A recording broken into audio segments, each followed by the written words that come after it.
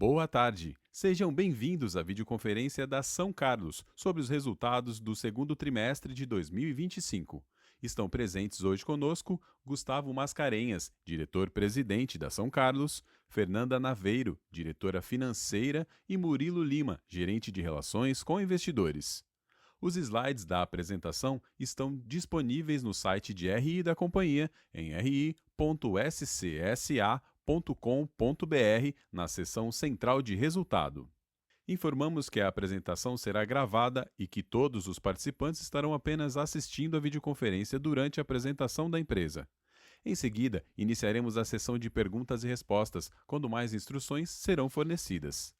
Antes de prosseguir, gostaríamos de esclarecer que eventuais declarações que possam ser feitas durante essa videoconferência, relativas às perspectivas de negócios, projeções e metas operacionais e financeiras da São Carlos, constituem-se em crenças e premissas da diretoria da companhia, bem como em informações atualmente disponíveis. Elas envolvem riscos e incertezas, pois se referem a eventos futuros e, portanto, dependem de circunstâncias que podem ou não ocorrer. Alterações na política macroeconômica ou na legislação e outros fatores operacionais podem afetar o desempenho futuro da São Carlos e conduzir a resultados que diferem materialmente daqueles expressos em tais considerações futuras. Agora vou passar a palavra ao Sr. Gustavo Mascarenhas, que iniciará a apresentação. Por favor, Sr. Gustavo, pode prosseguir.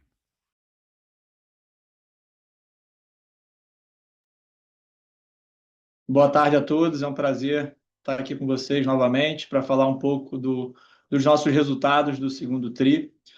E começando aqui pelos destaques operacionais, nesse trimestre seguimos aí com o crescimento do nosso EBITDA. Quando a gente compara com o ano passado, mesmo com uma base menor de ativos, crescemos 13,4%, e quando a gente compara com a mesma base de ativos que encerramos o trimestre, o nosso crescimento foi de 41%, ou seja, a despeito do momento de mercado, juros altos, seguimos aqui numa tendência de crescimento dos nossos resultados, principalmente do EBITDA. No lado aqui de atividade comercial, a Fernanda vai dar um pouco mais de detalhes nos resultados, mas seguimos aí com uma boa atividade, tanto na Best Center quanto em Office. Eu acho que o grande destaque aqui do trimestre foi o volume de transações que realizamos na Best Center. Foi um total de 323 milhões de reais transacionados. E aqui um capítulo à parte também, que vamos falar mais à frente, do fundo imobiliário TGRU Renda Urbana, que adquiriu aí 18 imóveis da Best Center. Fundo esse que a gente continua atuando aí como consultor imobiliário, né, uma nova linha de receita que a companhia passa a ter nos próximos trimestres. A gente encerrou o trimestre com 3 bilhões em ativos, tá? E um NAV por ação de R$ 48,7. Em relação à nossa estrutura de capital, dado aí todo esse volume, né, de transações que a gente vem realizando, a gente reduziu ainda mais o nosso nível de alavancagem, a nossa dívida líquida reduziu 39%, chegando aí num patamar em relação aos nossos ativos de 11,7. Esse patamar para a gente, ele nos dá um conforto muito grande e flexibilidade, né, para melhor gerar valor para os nossos acionistas, e uma flexibilidade aqui de alocação, buscando sempre esse maior retorno para os nossos investidores. No próximo slide, falando um pouco mais aqui da transação do fundo imobiliário, né, como eu mencionei anteriormente, já executamos aí a venda de 18 imóveis. Tem um dos imóveis, conforme nosso fato relevante, que será escriturado aí nos próximos meses, mas até o momento, né, já foram 291 milhões recebidos, parte em dinheiro e parte em cota, tá?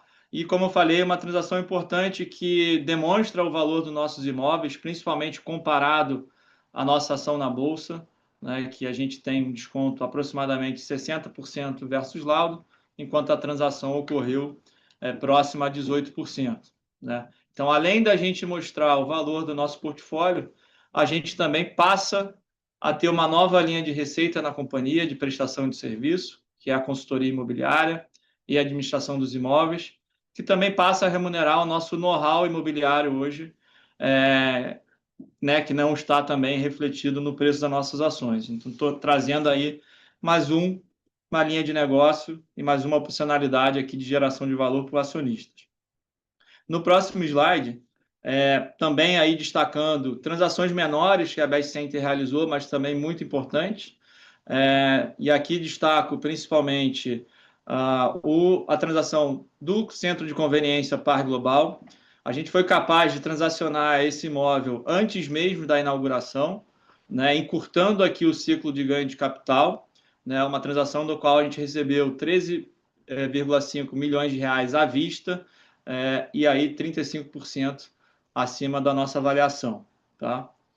Em relação às nossas lojas de rua, também transacionamos uma loja no período, a um cap rate de 7,7, super atrativo para o momento.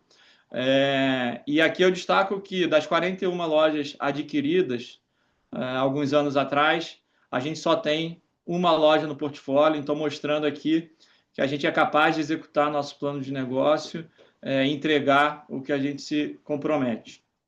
E, por fim, a gente também concluiu a venda de 2 terrenos do Land Bank da Best Center, tá? Encerrando o nosso portfólio de Land Bank de terrenos que a gente não teve interesse de desenvolver pelo momento do mercado. Tá? Então, também aí gerando caixa para a companhia e reduzindo despesa. No próximo slide, destaco aqui um pouco de office, né? Primeiro, o nosso edifício São Paulo Office Park, transação já comunicada no ano passado, mas que foi escriturada recentemente, tá? Uma transação aí muito próxima ao valor de laudo, no qual a gente tinha um locatário com bom aluguel e a gente conseguiu, né, transferir esse bom locatário para um outro prédio próximo ao nosso, então gerando aqui um ganha-ganha, né, da gente conseguir monetizar o imóvel e ainda assim aumentar a ocupação de um outro imóvel nosso do portfólio. E por fim, como evento subsequente ao trimestre, também comunicado em fato relevante a todo o mercado, assinamos um compromisso de compra e venda de alienação de 8 imóveis do portfólio de office, tá? Uma transação de 837 milhões a um cap rate de 8,1. Também aqui, mais uma vez, reforçando o valor do nosso portfólio.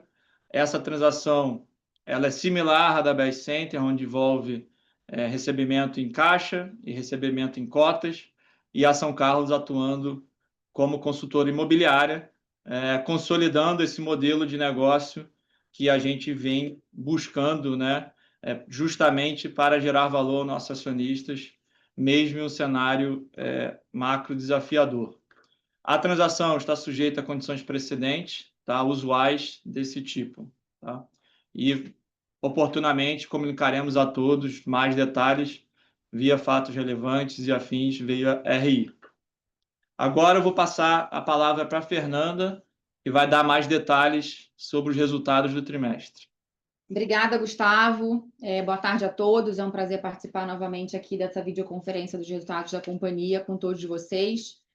Vou começar aqui entrando um pouco mais no detalhe do resultado a partir aqui do slide 7, onde eu começo detalhando um pouco mais aqui como é que foi o nosso desempenho no segmento de Office. Bom, o segundo TRI, a gente teve aí um bom ritmo de locações, como vocês podem ver pelo gráfico, né? Realizamos aí um volume de contratos até um pouquinho acima do que a gente tinha feito no início do ano. Foram 7 contratos assinados, sendo 5 em prédios aqui nossos em São Paulo e 2 contratos no Rio de Janeiro. Tá? Isso totalizou aí algo em torno de 5 mil metros quadrados de ABL. Quando a gente olha a nossa taxa de vacância, ela encerrou o trimestre próximo a 28%, né? Quando a gente compara com um ano atrás, a gente vê uma evolução muito positiva, né? Uma redução bem expressiva da nossa taxa de vacância, que eu acho que é resultado de todo o volume de locações que a gente vem fazendo aí ao longo dos últimos 12 meses. E quando a gente compara aqui com o primeiro TRI, a gente observa aqui um aumento aqui nessa taxa de vacância, mas eu queria destacar aqui que esse foi um aumento bem específico, ele foi concentrado em um prédio aqui em São Paulo, a devolução de um cliente que aconteceu até de forma faseada, mas ela foi concluída agora no mês de junho, tá? E a gente hoje já tem aí um pipeline aí para reocupar essas áreas que foram devolvidas. Mas acho que, de forma geral, né, o mercado de escritórios ele segue aí com uma boa trajetória de recuperação. Quando a gente olha os dados de mercado, todas as regiões de São Paulo têm mostrado redução de vacância, o que é muito positivo, né? E eu acho que, sem dúvida alguma, e pelas pesquisas que a gente tem acompanhado, isso é reflexo realmente do modelo de trabalho 100% presencial, cada vez mais forte nas companhias, né? Então, isso acaba ajudando e contribuindo bastante para o mercado de escritórios em São Paulo e no Rio de Janeiro também, tá? Por fim, eu também queria destacar em relação ao Office, que a gente segue com o nosso modelo de Flex Office, né? Hoje a gente tem 41 clientes ativos, mais de 20 mil metros de área alocada nesse modelo, e a gente observa que tem sido realmente um grande diferencial aí para a gente ocupar as nossas áreas vagas. Passando para o próximo slide, eu vou entrar um pouco mais aqui na Best Center. E aí, aqui, eu acho que é importante eu mencionar que a gente acabou trazendo os dados aqui numa mesma base olhando, desculpa, só aqui o portfólio remanescente da Best Center. Isso porque, ao longo do trimestre, como o Gustavo comentou, a gente fez uma venda grande de ativos, né, que totalizaram aí 18 imóveis, tá? E com isso, o que restou na Best Center foi um portfólio próprio ainda grande, né, de 31 centros de conveniência e 2 lojas de rua. Para a comparação ficar aqui um pouco mais correta, a gente acabou trazendo só esse portfólio próprio aqui nos indicadores aqui do slide, tá? Esse portfólio que ficou com a gente aqui teve um desempenho bastante positivo. A gente assinou 16 contratos de locação, acho que um volume bastante bom aqui, 1.500 metros mais ou menos de ABL locado. Queria destacar aqui que para a gente acaba sendo até uma informação qualitativa, mas muito relevante, que é a expansão de redes que já existem hoje nos nossos empreendimentos. Então, quando a gente expande, para a gente acaba sendo aqui um grande resultado, porque significa que o negócio do nosso lojista está dando certo e ele quer ampliar a atividade dele, seja dentro do mesmo centro ou levando para um outro centro de conveniência também. E nós tivemos 2 casos aqui dentro do trimestre, o que é bastante positivo. A vacância do segmento aqui ficou em 11,8%, tá? Tivemos aí uma queda de 1 ponto percentual em relação ao primeiro TRI, enfim, refletindo aí essa boa dinâmica comercial que a gente teve, tá? Outro indicador que a gente gosta de acompanhar é o indicador de SSS, né? Então, o conceito aqui é olhar as vendas dos nossos clientes na mesma base de lojas. A gente teve um crescimento aqui de 8,4%, que é muito positivo, bem acima da inflação. Tivemos aqui, de fato, um efeito sazonal de Páscoa, que esse ano caiu no segundo TRI, ano passado caiu no primeiro, mas que mesmo quando a gente tira esse efeito, a gente vê um crescimento de quase 5%, portanto, muito bom, tá? E, por fim, acho que na Best Center também é algo que a gente acompanha muito de perto aqui, é o crescimento da receita de locação na mesma base de lojas, né? Então, a gente, como vocês podem ver pelo gráfico aqui, a gente teve um crescimento bastante expressivo aqui, de 11%, também bem acima da inflação. Eu acho que isso aqui é resultado da consolidação da operação dos nossos clientes. Isso também vem através do aluguel percentual que a gente tem previsto nos contratos. Quanto mais o locatário vende, mais a gente também se beneficia dessa venda adicional aqui, e isso vira mais aluguel para a Best Center, tá? Passando agora para o slide 9, onde a gente fala um pouco mais do desempenho financeiro da companhia. Como o Gustavo já comentou, né? Acho que aqui, enfim, a gente teve crescimento em praticamente todas as linhas de resultado, né? Seja na base, na mesma base ou não. Eu acho que o grande destaque aqui realmente ficou com o EBITDA, né? Quando a gente olha numa mesma base, ele cresceu mais de 40%. E acho que isso aqui é resultado não só do que a gente vem fazendo em locação, né? E, enfim, maiores receitas, mas também na linha de G&A, né? A gente não tem aqui essa informação no gráfico, mas eu queria destacar aqui, se a gente olhar nos primeiros 6 meses do ano, a gente conseguiu reduzir aí quase 20% do nosso G&A, e eu acho que esse resultado ele não vem só pela ocupação dos imóveis, mas também pelo todo o esforço que a gente faz aqui de controle de despesas, seja pessoal, administrativas, que é algo que está aqui muito no DNA da nossa companhia, tá? Por fim, o FFO ele ainda segue negativo, né? Mas acho que tem uma tendência de melhora aqui. No segundo TRI, ele acabou sendo um pouco impactado pela venda dos ativos que a gente fez da Best Center, que era um portfólio de ativos bem desalavancado. A gente acabou recebendo o caixa dessa venda muito no final do trimestre, então a gente acabou tendo um descasamento aqui, mas a tendência é que o caixa que a gente recebeu dessa venda contribua positivamente aqui para o nosso FFO nos próximos trimestres. A gente continua perseguindo aqui trazer esse número para o campo azul. Falando um pouco da nossa estrutura de capital, o Gustavo já falou no primeiro slide, né? Mas eu acho que, de fato, a gente tem aqui a gente alcançou um patamar de endividamento aqui muito, muito confortável, né? A gente está no nosso menor nível aqui de relação dívida líquida sobre valor de portfólio dos últimos 5 anos, né? Atingindo aí praticamente 12%. Então, eu acho que é assim uma posição que nos deixa aqui muito confortáveis para seguir com a estratégia da companhia, né? Além disso, uma posição de caixa muito sólida, de quase 340 milhões de reais, e a gente tem um custo de dívida aqui bastante competitivo, aí bem abaixo da Selic. E por fim, né, reforçando aqui o que são as nossas prioridades, a gente aqui acaba falando sempre mais do mesmo, né? Então a gente gosta de manter essa consistência aqui. As nossas prioridades, elas permanecem as mesmas, e eu acho que a notícia boa aqui é que eu acho que a gente tem conseguido entregar o que a gente tem se proposto a fazer aí desde o início do ano, né? Então, assim, é continuar melhorando operacionalmente os nossos ativos, né? Então, isso fica muito claro aqui na vacância, nas taxas de vacância em queda aqui do nosso portfólio, né? Isso é muito importante até para ajudar a gente a transacionar os ativos aqui e fazer bons negócios. Além disso, a gente também, hoje, resta uma loja de rua para a gente vender, né? E também uma meta nossa encerrar o ano com essa loja vendida, né? E seguir atento ao mercado aí, oportunidades aí de venda que gerem bons retornos aí para os nossos acionistas. E por fim, e eu acho que também já está muito alinhado com o que a gente vem entregando e com essa transação que a gente fez aí com os ativos da Best Center e a nossa participação como consultor imobiliário do fundo, seguir buscando aí essas estruturas aí que hoje são muito importantes para a companhia, gerando novas linhas de receita para a gente e remunerando todo esse know-how imobiliário que existe aqui dentro da São Carlos, aí com mais de 40 anos de atuação no mercado. Eu acho que é isso, eu agradeço a participação de todos e a gente agora abre para perguntas e respostas. Obrigado. Iniciaremos agora a sessão de perguntas e respostas para investidores e analistas. Para o Q&A, sessão de perguntas e respostas, orientamos que utilizem o ícone de levantar a mão na parte inferior de sua tela. Por padrão da dinâmica, seus nomes serão anunciados para que façam sua pergunta ao vivo. Nesse momento, uma solicitação para ativar seu microfone aparecerá na tela. Caso deseje fazer uma pergunta por escrito, utilize o ícone de Q&A. Por favor, aguarde enquanto coletamos as perguntas. Nossa primeira pergunta vem do Sr. Herman Lee, do Bradesco BBI. Por favor, Herman, seu microfone está liberado. Boa tarde, Gustavo e Fernanda. Obrigado pelo espaço. Só 2 perguntas aqui do nosso lado, tá? Vocês tiveram a venda de ativos para o FII TGRU, que marca uma mudança estratégica bem importante para a companhia. Queria entender se a São Carlos pretende repetir esse modelo com outros fundos, entender um pouco da perspectiva de vocês. E a alocação desses recursos, queria entender se é mais para reinvestimento, redução de dívida ou distribuição aos acionistas. Obrigado. Obrigado pela pergunta, Herman. Sim, essa transação, conforme falamos ao longo da apresentação, é uma transação importante.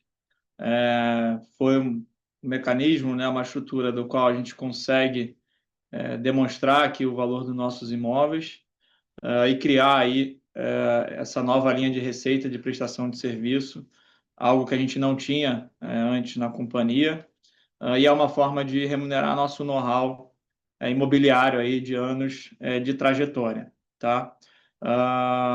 Sobre repetir o modelo, né? Me atendo aqui ao nosso fato relevante de Office. A gente tem algo similar, né? Que a gente está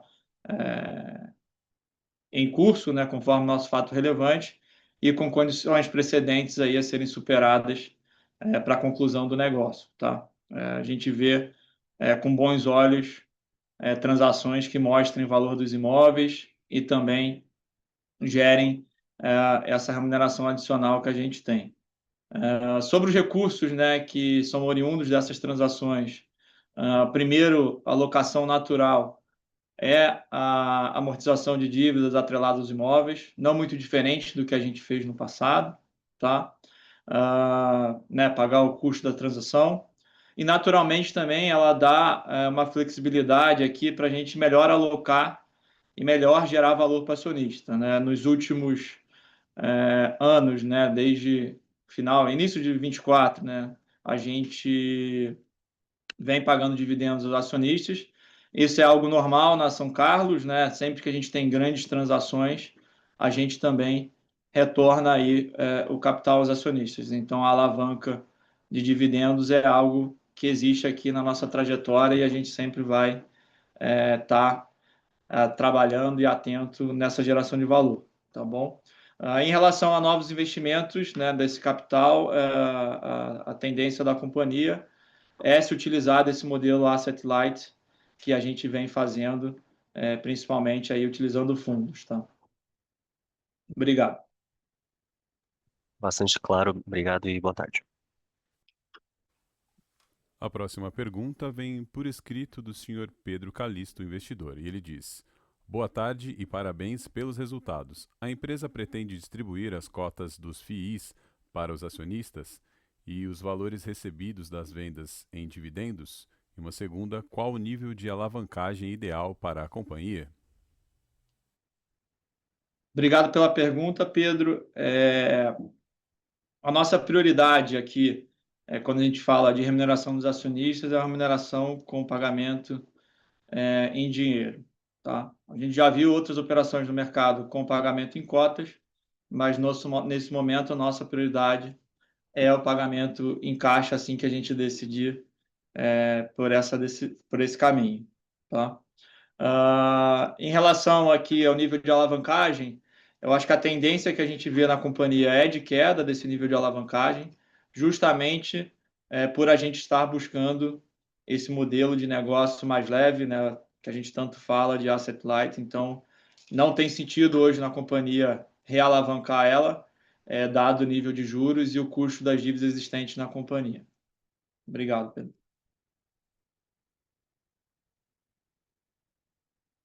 Lembrando que para fazer perguntas, basta clicar no ícone levantar a mão na parte inferior de sua tela. Se a sua pergunta for por escrito, utilize o ícone de Q&A. Por favor, aguarde enquanto coletamos as perguntas. Nossa próxima pergunta vem do Sr. Carlos Gustavo de Matos, investidor. E ele diz: Boa tarde, obrigado por pegar a pergunta, tendo duas por aqui. A primeira: ao analisar o quadro de desinvestimentos de ativos nos últimos trimestres, percebe-se vendas abaixo do NAV. Qual é o motivo de vendas abaixo do NAV? E a segunda: tem previsão de destino desse caixa recebido? Amortizar a dívida com redução de alavancagem ou pagamento de dividendos? Com os rendimentos mensais dos fundos imobiliários, pretende distribuir mensalmente os dividendos recebidos?